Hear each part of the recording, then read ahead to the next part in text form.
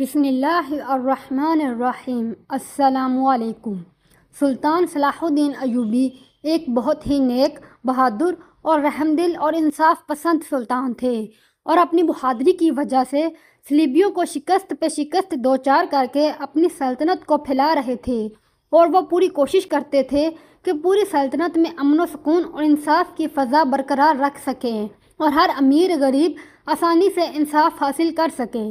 سلطان صلاح الدین ایوبی کی فتوحات کا سلسلہ بڑھتا ہوا یروشلم تک جا پہنچا۔ یروشلم کے ایک بہت ہی قدیم گاؤں میں ایک جوان بیوہ کسی دوسرے گاؤں سے رات کے وقت بیل گاڑی پر بیٹھ کر اپنے گھر جا رہی تھی۔ گاؤں کی سرحد پر پہنچ کر بیل گاڑی والے نے اسے اتار دیا، کیونکہ آگے گاؤں سے پہلے ایک چھوٹا سا جنگل آتا ہے اور اس جنگل میں بہت سے چور ڈاکو گھومتے ہیں۔ اب وہ عورت اکیلی ہی اپنے گھر کی طرف چل دی۔ وہ عورت بغیر کوئی خوف محسوس کیے اپنے گاؤں کی طرف پیدل چلنے لگی، کیونکہ اس عورت نے سوچا کہ میرے پاس تو کوئی سکے وغیرہ نہیں ہیں جس کی وجہ سے ڈاکو مجھے روکیں گے، مجھ غریب سے انہیں کیا مل سکتا ہے۔ ویسے بھی فلسطینی سلطنت کا بچہ بچہ جانتا تھا کہ اب اس ملک کا حکمران سلطان صلاح الدین ایوبی ہے، جو سب کو بنا کوئی امیر غریب کا فرق کیے انصاف پسندی سے کام لیتا ہے۔ وہ جوان بیوہ اپنے گھر کی طرف پیدل ہی جا رہی تھی کہ راستے میں کچھ اوباش نوجوانوں سے اس کا سامنا ہوا۔ انہوں نے اس جوان بیوہ کو تنگ کرنا شروع کر دیا اور کہنے لگے کہ تمہارے پاس جو کچھ بھی ہے ہمارے حوالے کر دو، ورنہ اچھا نہیں ہوگا۔ اس عورت نے کہا کہ میرے پاس کچھ بھی نہیں ہے۔ تو اچانک ان نوجوانوں کی نظر اس عورت کے کانوں پر پڑی۔ اس عورت کے کانوں میں سونے کی بالیاں تھیں، تو وہ کہنے لگے اگر تمہارے پاس کچھ نہیں ہے تو پھر یہ کیا ہے، اور اسی بہانے سے وہ اس بیوہ کو چھیڑنے لگے۔ اس بیوہ نے پیچھے ہوتے ہوئے کہا کہ یہ میرے شوہر کی آخری نشانی ہے، میں یہ تمہیں نہیں دے سکتی۔ ان ڈاکوؤں کو غصہ آ گیا۔ اس عورت کے پاس ایک تھیلی بھی تھی جس میں چند سکے تھے۔ اس نے ڈاکوؤں سے کہا کہ تم لوگ یہ لے لو، مگر مجھے جانے دو۔ وہ عورت ان ڈاکوؤں کی منتیں کرنے لگی، لیکن ان ڈاکوؤں نے کہا کہ ہم آخری دفعہ کہہ رہے ہیں، یہ بالیاں ہمارے حوالے کر دو، ورنہ مجبوراً ہمیں زبردستی کرنا پڑے گی۔ وہ عورت کچھ کہنے ہی لگی کہ ان میں سے ایک اور ڈاکو بولا، اس کو اٹھا کر اڈے پر لے چلتے ہیں، وہاں پر ہم اس کی بالیاں بھی لے لیں گے اور اس کے ساتھ میں بھی۔ ابھی وہ یہ باتیں کر ہی رہے تھے کہ پاس ہی انہیں کچھ شور سنائی دیا۔ ڈر کر انہوں نے جلدی جلدی اس جوان بیوہ کے کانوں سے بالیاں کھینچ کر نکال لیں اور اپنے گھوڑوں پر سوار ہو کر جنگل میں غائب ہو گئے۔ بالیاں کھینچنے کی وجہ سے اس عورت کے کان بھی چیرے گئے اور اس نے چیخنا چلانا شروع کر دیا، اور زیادہ خون بہہ جانے کی وجہ سے اس کا سر چکرانے لگا اور وہ بے ہوش ہو گئی۔ اتنی دیر میں گاؤں کے کچھ لوگ شور سن کر لاٹھیاں ڈنڈے لے کر وہاں پہنچ گئے، اور انہوں نے وہاں اس عورت کو بے ہوش دیکھا تو اسے اٹھا کر گاؤں لے آئے۔ گاؤں آ کر اس عورت کی مرہم پٹی کی گئی اور صبح تک اس عورت کو ہوش آ گیا۔ ہوش میں آنے کے بعد سب نے اسے کہا کہ تمہیں سلطان صلاح الدین ایوبی کے دربار میں جانا چاہیے، بلکہ ہم سب کو جانا چاہیے۔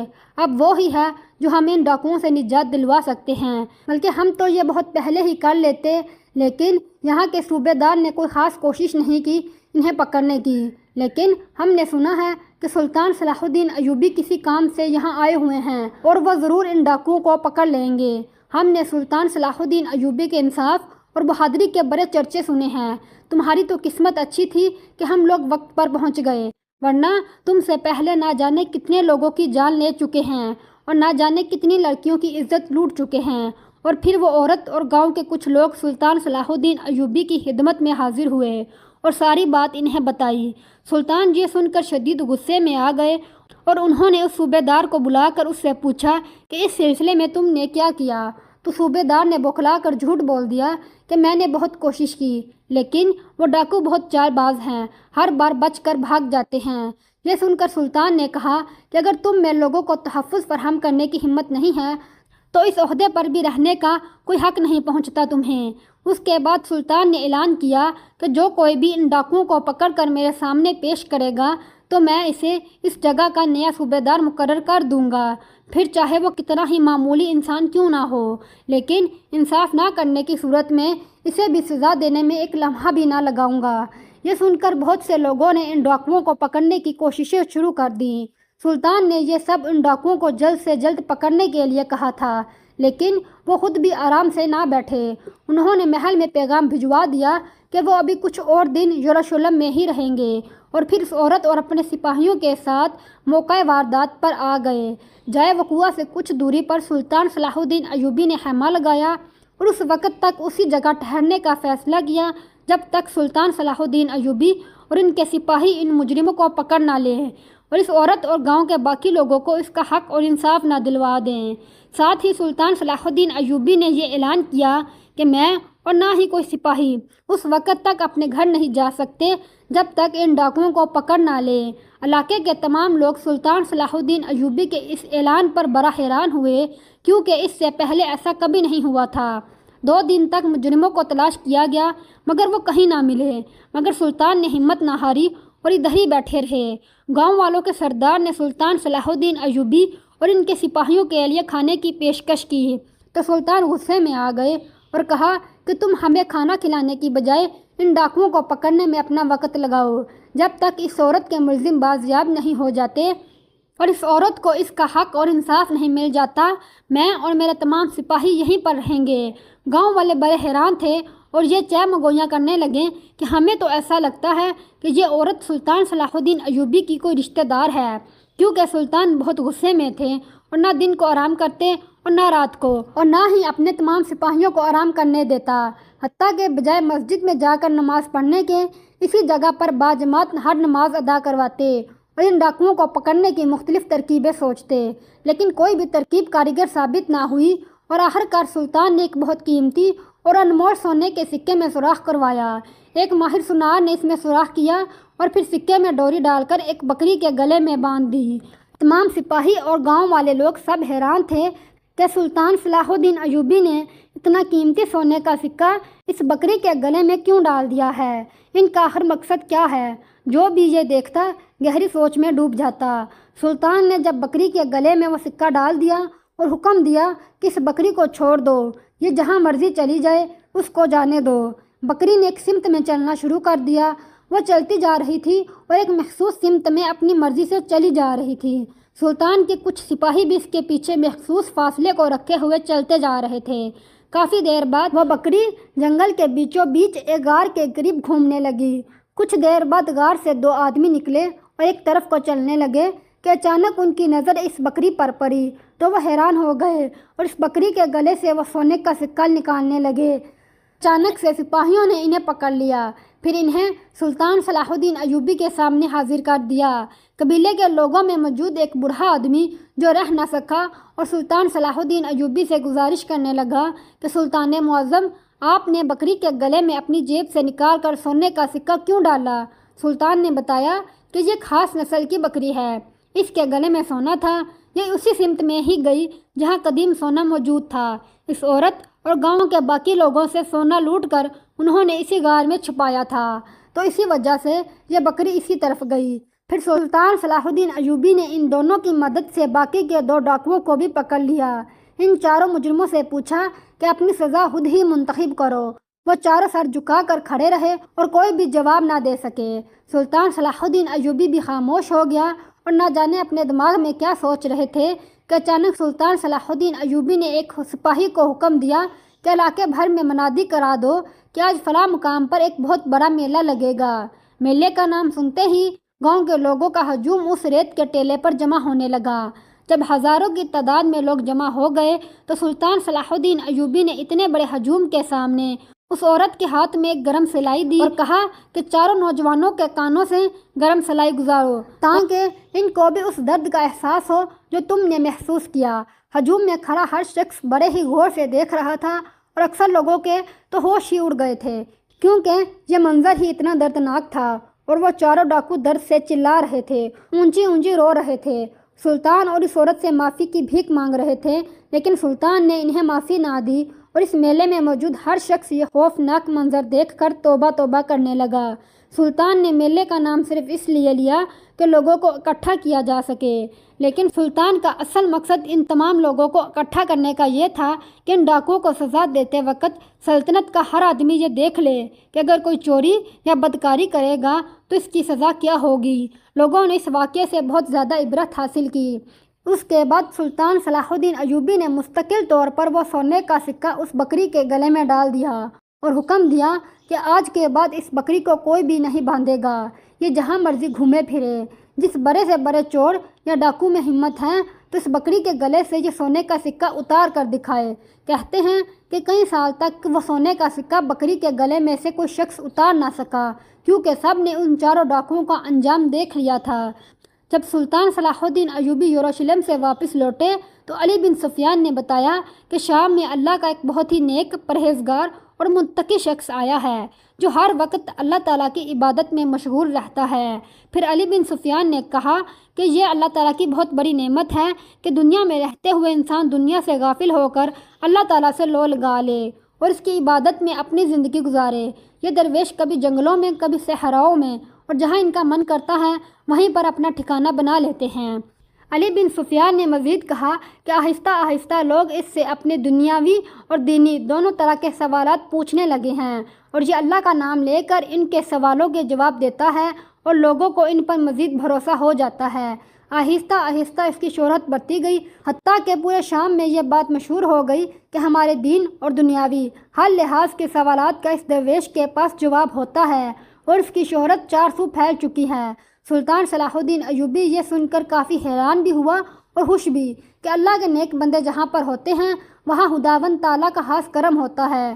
انہی دنوں شام میں ایک تاجر تجارت کرنے کی غرض سے آیا تو اس نے بھی اس بزرگ کے بارے میں سنا، تو اس نے سوچا کیوں نہ میں اپنے من میں سالوں سے موجود سوال کا جواب اس بزرگ سے پوچھوں، شاید وہ مجھے اس کا جواب دے دے۔ تاجر اپنے صرف ایک سوال کا جواب چاہتا تھا، اور اس کا سوال بھی بڑا دلچسپ اور انوکھا تھا کہ میں خوش کیوں نہیں ہوں۔ وہ 5 لفظوں کے اس سوال کی پوٹلی اٹھا کر درویش کی تلاش میں نکل کھڑا ہوا، اور وہ بزرگ جنگل میں بیٹھے اللہ کے ذکر میں مصروف تھے تو ان کے پاس گیا اور بولا، میں آپ سے ایک سوال پوچھنا چاہتا ہوں، یہ سوال مجھے کافی عرصے سے بے چین کر رہا ہے۔ بزرگ نے کہا، پوچھو، کیا پوچھنا چاہتے ہو؟ تاجر نے سوال کیا، میں خوش کیوں نہیں ہوں؟ درویش نے سنا، کہکا لگایا اور اسے پوچھا، تمہارے پاس سب سے قیمتی ترین چیز کون سی ہے؟ تاجر نے جواب دیا، میرے پاس نیلے رنگ کا ایک نایاب اور بیش قیمتی ہیرا ہے۔ درویش نے پوچھا، تم نے یہ ہیرا کہاں سے لیا تھا؟ تاجر نے جواب دیا، یہ ہیرا میری 3 نسلوں کی کمائی ہے۔ میرے دادا حضور جو کماتے تھے وہ اس سے سونا خرید لیتے تھے۔ دادا اپنا سونا میرے باپ کو دے گئے، باپ نے جو کمایا انہوں نے بھی اس سے سونا خریدا اور اپنے والد کا سونا جمع کر کے میرے حوالے کر دیا۔ میں نے بھی جو کچھ کمایا اسے سونے میں تبدیل کیا، اپنی 3 نسلوں کا سونا جمع کیا اور اس سے نیلے رنگ کا ہیرا خرید لیا۔ درویش نے پوچھا، وہ ہیرا کہاں ہے؟ تاجر نے اپنی میلی کچیلی ٹوپی اتاری، ٹوپی کو پھاڑا، ہیرا اسی ٹوپی کے اندر سلا ہوا تھا۔ تاجر نے ہیرا نکال کر ہتھیلی پر رکھ لیا۔ ہیرا واقعی بہت خوبصورت اور قیمتی تھا۔ ہیرا دیکھ کر درویش کی آنکھوں میں چمک آ گئی۔ انہوں نے تاجر کی ہتھیلی سے ہیرا اٹھایا اور اپنی مٹھی میں بند کیا اور ہیرا لے کر دوڑ لگا دی۔ تاجر کا دل ڈوب گیا، اس نے جوتے ہاتھ میں اٹھائے اور درویش کو گالیاں اور بددعائیں دیتے درویش کے پیچھے پیچھے بھاگنے لگا، اور ان دونوں کے دائیں اور بائیں گھنا جنگل تھا۔ درویش بھاگتے چلے گئے اور تاجر ان کے پیچھے دیوانہ وار بھاگتا رہا۔ یہ لوگ صبح سے شام تک بھاگتے رہے، یہاں تک کہ جنگل کے ایک حصے میں پہنچ کر درویش ایک برگد کے درخت پر چڑھ گئے۔ اب صورتحال یہ تھی کہ درویش درخت کے اوپر بیٹھے تھے، ہیرا ان کی مٹھی میں تھا۔ تاجر الجھے ہوئے بالوں، پھٹی ہوئی ایڑیوں اور پسینے میں شرابور اور تھکے ہارے جسم کے ساتھ درخت کے نیچے کھڑا تھا۔ وہ درویش کبھی دھمکی دیتا، کبھی ان کی منتیں کرتا۔ وہ درخت پر چڑھنے کی کوشش بھی کرتا، لیکن درویش درخت کی شاخیں ہلا کر اس کی کوششیں ناکام بنا دیتے۔ تاجر تھک گیا۔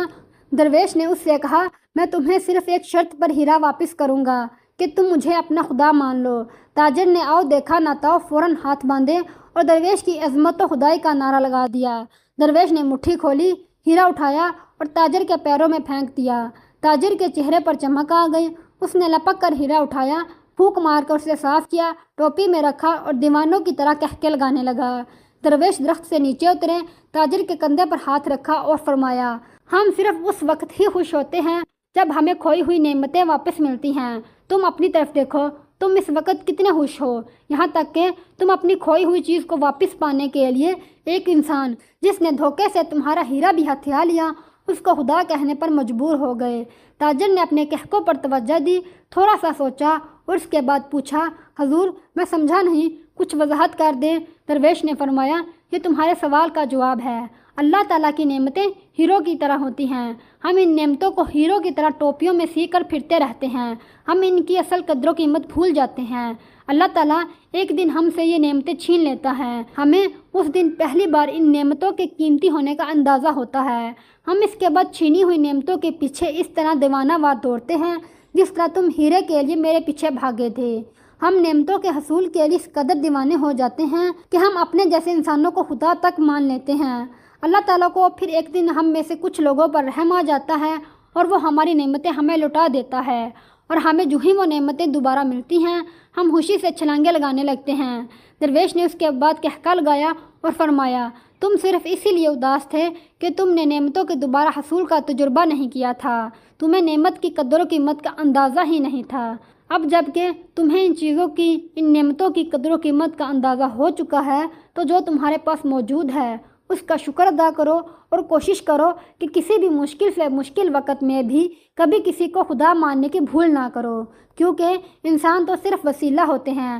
نوازنے والی ذات صرف ایک ہی ہے اور وہ ہے رب کائنات کی ذات۔ اگر تم اس کی دی ہوئی نعمتوں کا شکر ادا کرتے رہو گے تو تمہیں ان کی قدر و منزلت کا احساس بھی رہے گا، اور اگر رب کائنات نے چاہا تو تم کبھی بھی اداس نہیں ہوگے۔ تاجر کو اپنے سوال کا جواب مل چکا تھا۔ اس نے اس نیک بزرگ کا شکریہ ادا کیا اور وہاں سے چلا گیا۔ دوستو، اگر آپ کو ویڈیو پسند آئی تو ویڈیو کو لائک، شیئر اور چینل کو سبسکرائب کر دیجیے گا۔ شکریہ۔